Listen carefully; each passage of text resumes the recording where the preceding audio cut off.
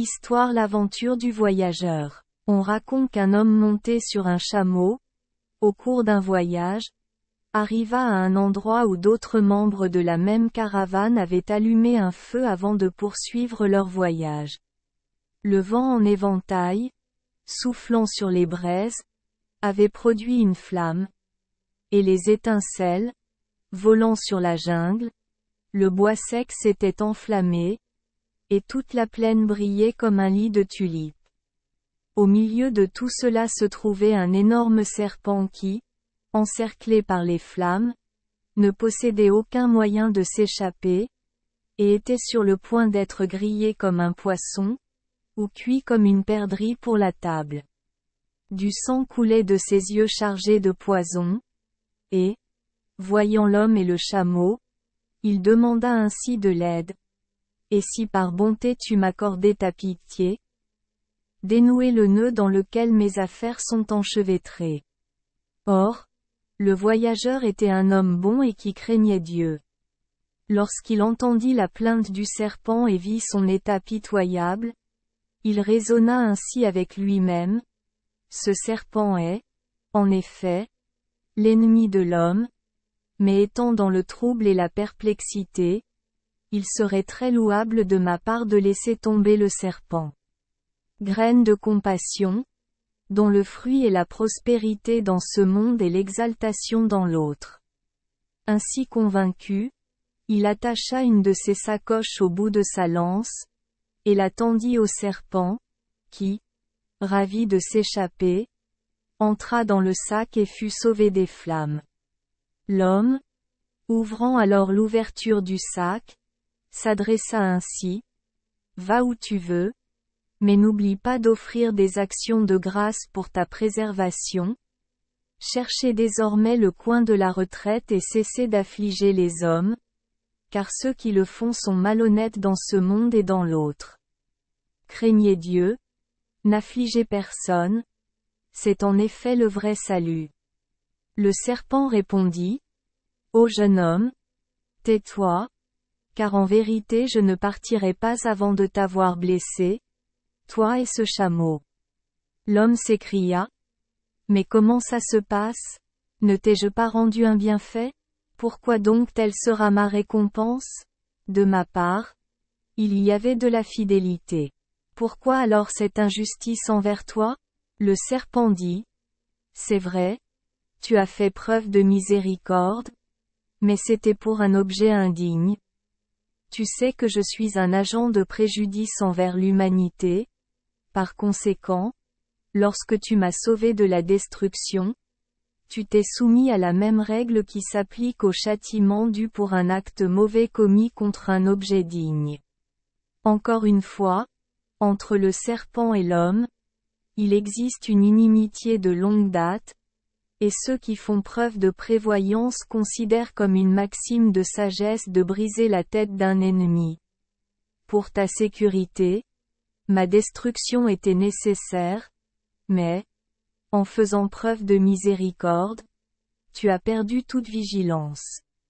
Il faut maintenant que je te blesse, pour que d'autres puissent apprendre de ton exemple. L'homme s'écria: Ô serpent, appelle seulement le conseil de justice. Dans quel credo est-il écrit, ou quelle pratique déclare, que le mal doit être rendu pour le bien, ou que le plaisir de conférer des bienfaits doit être rendu par une blessure et une affliction? Le serpent répondit: Telle est la pratique parmi les hommes. J'agis selon ton propre décret. Le même produit de rétribution que je t'ai acheté, je le vends aussi. Achetez pour un instant ce que vous vendez depuis des années.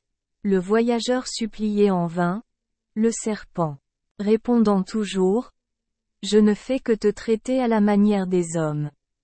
C'est ce que l'homme a nié. Mais, dit-il, appelons des témoins. Si tu prouves ce que tu as affirmé, je me soumettrai à ta volonté. Le serpent, regardant autour de lui, vit une vache paître au loin et dit: Viens, nous allons demander à cette vache le droit de la question. Lorsqu'ils s'approchèrent de la vache, Le serpent, ouvrant la gueule, dit: Ô vache! Quelle est la récompense des bienfaits reçus? La vache dit: Si tu m'interroges à la manière des hommes, le retour du bien est toujours mauvais. Par exemple, j'ai été longtemps au service d'un cultivateur. Chaque année, je mettais au monde un veau. J'ai fourni à sa maison du lait et du gui.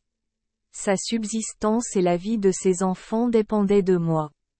Quand je suis devenu vieux et que je n'ai plus produit de jeunes, il a cessé de m'abriter et m'a poussé à mourir dans une jungle. Après avoir trouvé du fourrage et errant à mon aise, j'ai grossi, et mon vieux maître, voyant mon embonpoint, a amené hier avec lui un boucher, à qui il m'a vendu, et aujourd'hui est fixé pour mon abattage. Le serpent dit: Tu as entendu la vache?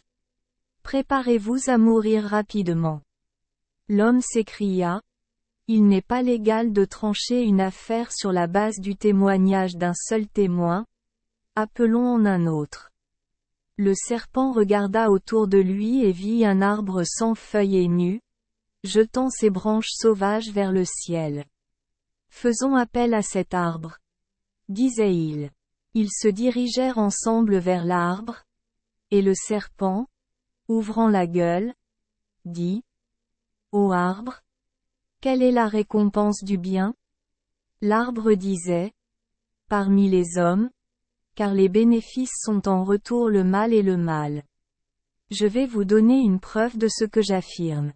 Je suis un arbre qui, bien que poussant sur une jambe dans ce triste désert, était autrefois florissant et vert, rendant service à chacun. Quand quelqu'un de la race humaine, accablé par la chaleur et le voyage, venait par ici, il se reposait sous mon ombre et dormait sous mes branches. Quand le poids du repos abandonna leurs paupières, ils levèrent les yeux vers moi et se dirent: Votre brindille ferait bien une flèche. Cette branche servirait de charrue. Et du tronc de cet arbre, quelle belle planche on pourrait faire. S'il avait une hache ou une scie, il sélectionnait mes branches et les emportait. Ainsi, ceux à qui j'ai donné du repos et du repos ne m'ont récompensé que par de la douleur et de l'affliction. Tandis que mes soucis l'éclipsent de perplexité, ils méditent uniquement sur la meilleure manière de m'enraciner. Eh bien, dit le serpent, voici 2 témoins. Prends donc ta résolution, car je dois te blesser. L'homme répondit: C'est vrai. Mais l'amour de la vie est puissant, et tant que la force demeure, il est difficile d'enraciner l'amour du cœur. Appelez encore un témoin, et alors je m'engage à me soumettre à son décret. Il arriva alors si merveilleusement qu'un renard, qui se tenait là, entendit toute la discussion et s'avança. Le serpent, en le voyant, s'écria: Voici ce renard, demandons-le lui. Mais avant que l'homme ait pu parler, le renard s'écria: Ne sais-tu pas que la récompense du bien est toujours mauvaise? Mais qu'as-tu fait de bien à ce serpent, pour te rendre digne d'être puni? L'homme a raconté son histoire. Le renard répondit: Tu sembles être une personne intelligente. Pourquoi alors me dis-tu un mensonge? Comment peut-il être convenable pour celui qui est sage de parler faussement? Comment peut-il devenir un homme intelligent de dire un mensonge? Le serpent dit: Cet homme dit vrai, car voici le sac dans lequel il m'a sauvé. Le renard, revêtant un costume étonné, dit: Comment puis-je croire cette chose? Comment un grand serpent tel que toi a-t-il pu être contenu dans un si petit espace? Le serpent dit: Si tu doutes de moi, j'entrerai à nouveau dans le sac pour le prouver. Le renard dit: En vérité, si je te voyais là, je pourrais le croire, et ensuite régler le différend entre toi et cet homme. Sur ce, le voyageur ouvrit le sac, et le serpent, agacé par l'incrédulité du renard, y entra. Ce qui, observant, le renard s'écria. Ô jeune homme, quand tu as attrapé ton ennemi, ne lui fais pas de quartier. Lorsqu'un ennemi est vaincu et en votre pouvoir, c'est la maxime du sage de ne lui montrer aucune pitié. Le voyageur comprit l'allusion du renard, ferma l'ouverture du sac et, le fracassant contre une pierre, détruisit le serpent et sauva ainsi l'humanité des effets néfastes de ses mauvaises tendances. Merci les enfants des Esperluette Croisillon 39. Avoir écouté des contes de fées au jour Esperluette Croisillon 39. 8.